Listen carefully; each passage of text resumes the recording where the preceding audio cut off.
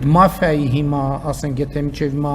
ներքին շերտերը գիտենք, հիմա բացահայտվեց արտաքին շերտերն էլ գիտենք, բայց գիտեք հեշտ է։ Բայց գիտեք հեշտ է այդ ամեն ինչի պայմաններում մի հատ էլ հասնել այս արդյունքների, որը մենք ունենք։ Պրոբլեմա։ Մարդիկ ինձ հարցեր են տալիս, այո, ես չեմ կարողանում պատասխանել։ Նախընտրական քարոզարշավի ժամանակ է։ Մարդիկ կոնկրետ ասում են, ասախ է Ռոբերտ Քոչարյանը ազատության մեջ։ Դե արի մարդուն բացատրի, որ գիտեք ինչ, չգիտեմ ես, այս ինչ հոդվածի, այս ինչ կետը, ըստեղ գիտես ինչ այն բանը, որ այդ օրը տենց արևը, որ դուրս եկավ ջերմաստիճանը, այսքան էր փորձաքննությունը ցույց տվեց, որ այն մեկը փռշտաց, իսկ դա նշանակում է, հա լավ ձեռ եք առնում։ Բայց մյուս կողմից եք ասեն, այ ուղիղ հրահանգ եք տալիս, ժողովրդի ինձ է ուղիղ հրահանգ տվել, ես էլ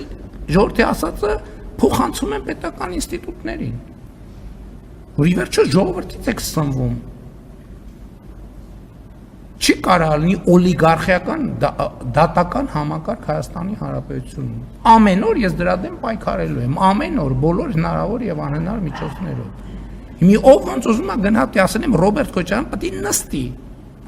Ինչի՞ եմ ասում, որովհետեւ ժողովուրդն էլ ինձ է ասել, մի հատ էլ մանդատ էլ տվել է։ Շնորհակալություն։ Ինչ եք ուզում, չեմ հասկանում։ Պարոն վարչապետ, Եվրահանձնաժողովի նախագահ Ուրսուլա ֆոն դեր Լայեն առավոտ այստեղ Ռոբերտ Քոչարյանը չէ, էլի Սերժ Սարգսյանը, որ հետո ասում եմ, հա, այս մեկի անունը չտվի, հա։ Сядут все.